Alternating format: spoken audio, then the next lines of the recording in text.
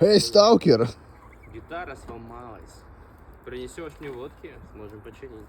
Ха, сапожище, что ли, хреновые подсыпали?